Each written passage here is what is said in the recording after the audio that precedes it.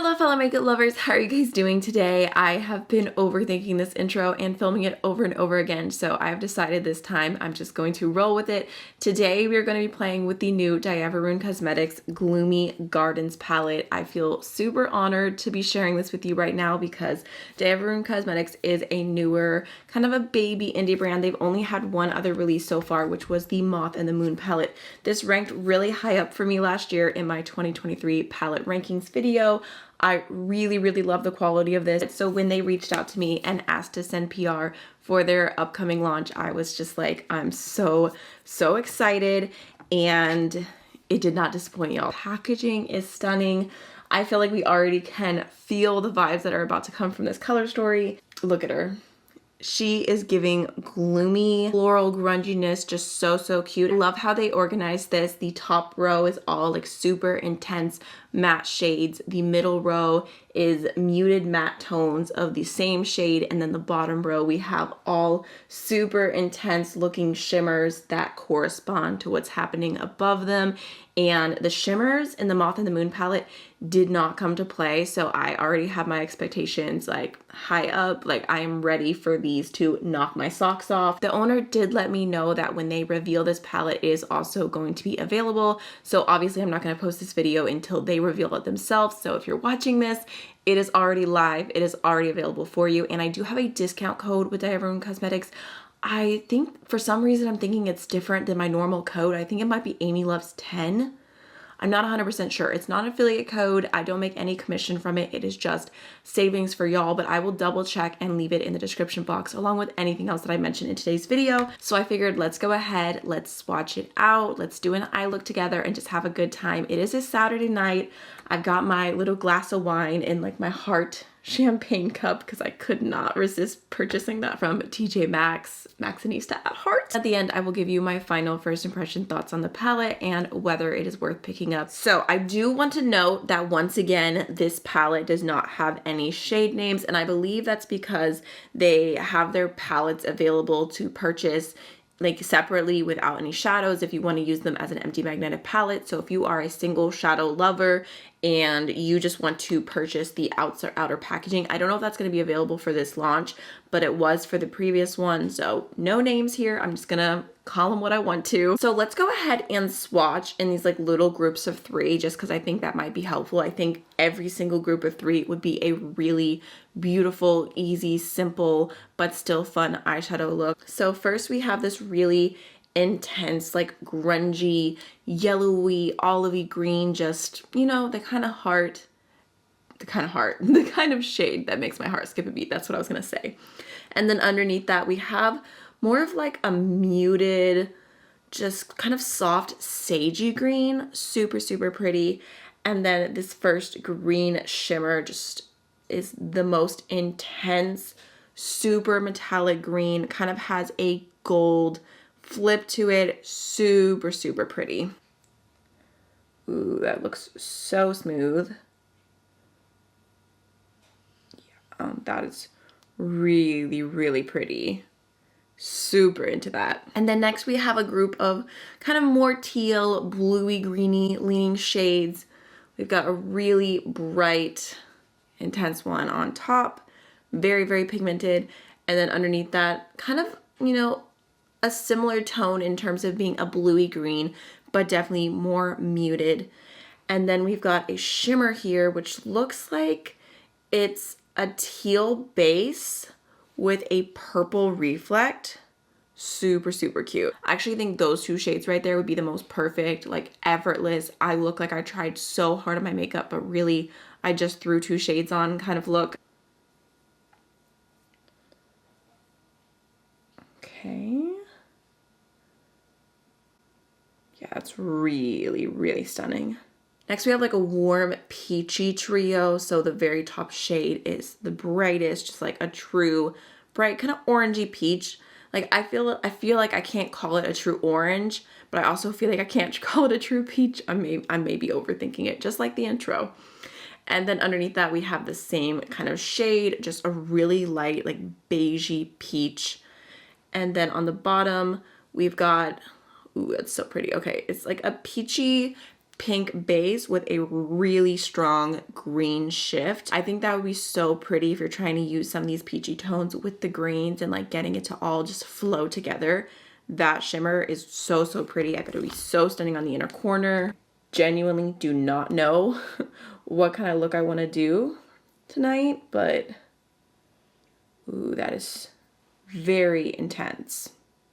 Definitely stick around till the end of the swatches because I am going to show you all of the shimmers kind of up close so you can see all the shifts and everything a little bit better. I'm going to show you in a slightly different lighting because I want to make sure that you can see how beautiful these are. Next, we have like a plummy trio. This one is definitely calling to me the most. Like, look at her. Very, very pigmented. Got kind of a purpley, like gray tone. And then the bottom shade, again, very, very intense, very sparkly, very shifty. You've got a purple base, which is very similar to the middle shade, but a little bit of a blue shift. Oh yeah. I will say that these mattes are definitely a little bit more dry to the touch. Like, they're not the most creamy mattes I've ever felt, but they have really good pigmentation and I don't have any issues blending them. So I don't have any complaints, but I do feel like for this brand so far, what I've seen, what I've tried, the shimmers are the star of the show. I mean, look at how pretty that one is. Like, last little trio features some really nice cool tones. We've got some deep grays here, just speaking to my heart. Actually, that's almost like, it's like a deep brown, but very, very, very cool. We've got a light gray. I already feel like that's like my comfort colors right there. And then lastly, we have an iridescent multi-chrome, which is a white with kind of a green and pink and blue and purple shift. Definitely giving rainbow. Oh yeah, that looks so good. Oh wow. Okay. That is stunning. I feel like my reaction is very similar to the previous palette where I just did the swatches and I was like, I just want to sit here and stare at them. Like, I do not want to wash my arm. All of the shimmers are just so pretty, and then the mattes are very, very complementary. Like, it's a beautiful color story. So let's go ahead and look at the shimmers up close.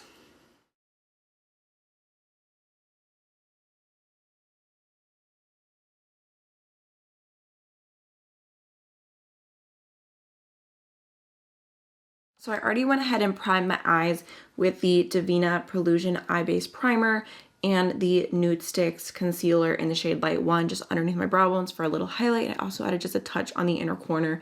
It's kind of been my go-to eyeshadow priming duo in the moment. I've honestly been staring at this palette and I feel like I really want to do a look around this shimmer just because something about it is speaking to me the most. So I think that I'm going to start off with this matte right here. Just picking up a little bit of that, and I'm going to start it off in my outer V and then kind of start blending it into the crease. I don't really think that I'm going to stick to the trios today because I feel like those are a little bit more self-explanatory. I want to kind of do something more fun, more intense. I'm just gonna start building this up. Even though they do have like a little bit more dryness to the touch, you can see they're pigmented. They're blending with minimal effort. There's so many good indie formulas that even when I'm like, oh, this isn't like the most creamy, like it still isn't bad. Like, I would choose this over anything from Anastasia Beverly Hills any day. Not to be a hater, just a truther. Kind of into doing the olive green more intense on the lower lash line. So I am going to grab that next on a little bit of a smaller brush, if I can find one. Picked up a decent amount of that, and I'm going to be pretty generous right here. Just kind of popping it on and blending it out. Let's go into a little bit of that really deep cool tone brown. Just tapping that into my outer V. And then kind of gonna start blending in just a second. I kind of just want to get the shade down first. It's definitely very pigmented. Maybe I'll just leave that there for just a second. I don't know that I want to keep blending with this brush because it is already a very, very intense color, like with minimal effort. I might even go back in with just a touch more of that original shade just over top, because I probably could have gone in with even less of the brown. It was very, very pigmented right away. I barely even dipped in there. I also used a pretty dense brush. I also really want to go in with a little bit of that brown to connect to the lower lash line. So just taking a touch and blending it into the grungy green. Again, I kind of learned my lesson, so I'm going in with the smallest amount, kind of keeping it towards the outer corner. I like how that's looking. Let's start with some shimmers. I'm gonna use this tone right here for my inner corner, and it is picking up pretty well with a brush, so just gonna pop it on right here. Ooh, that's pretty. It's definitely really, really picking up the gold reflex right now, like on the inner corner. I'm just gonna kind of bring that up into the crease a little bit. So now let's go into that really bright green, and I do think that it would just be absolutely stunning with a finger, but because of my nails, I've been trying to use brushes a little bit more, so I'm just gonna do my best to pick it up and we'll see what we can do. Just gonna pop it on the lid and just start building it up a little bit. It does look really, really pretty. On the other side, I'm just gonna spray my brush just to see the difference.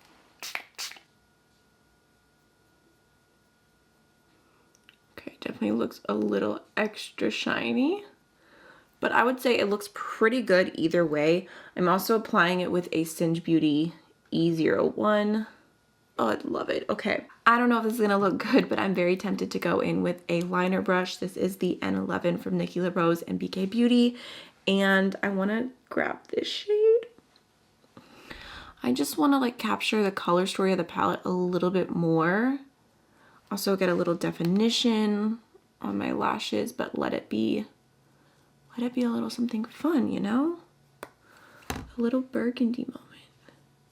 I'm gonna go into the L'Oreal Panorama Mascara. So for my face, I already have a little bit of bronzer on, but I was thinking maybe let's try the Peachy Matte shade as blush, because I love using eyeshadow as blush. And I'm just gonna go into the N15 brush from, again, BK Beauty and Nikki LaRose. I'm kind of obsessed with this right now. I used it to apply my bronzer. It's a little big, but it seems like there's enough space in this palette that I can get in without worrying about touching anything else. But it just blends really, really beautifully. See, look at that. Just a cute little touch of peach. Even though I don't know that that necessarily goes with my makeup, because I did try and set with the Huda Beauty Cherry Blossom powder, which honestly I feel like I have to wear a specific way, or else it kind of just makes my skin look like it's red. Instead of like cute and bright, it looks red. And then for lips, I'm gonna go into the Lisa Eldridge lip gloss in the shade Affair. It's a really pretty brownie nude. So here is the finished look, and I love how it turned out. I really, really love this color story. I feel like it's just super fun. The shimmers are everything that I expected them to be. I'm sure if I went in with my finger, they would be even more intense, but they look beautiful. You can really, really see the shine and the shiftiness. The mattes blended pretty easily for me. I love that you have both of these options to add a little depth to any look, especially this really deep neutral brown. It's just really, really nice. Definitely go in with less than you think that you need, because all of that was just like a tap and a half, but I'm happy with that now that I've kind of played with it a little bit more. I know what to expect, because in the original, the Moth and the Moon palette, there wasn't any like super deep mattes. All of these are a little bit lighter than what's happening here, so it's just, you know, trying something new, trying a formula you haven't really used before. But overall, I really, really love the look. It is what I expected it to be. I really hope that this video was helpful for you, and I'll see you in another video very soon. Bye!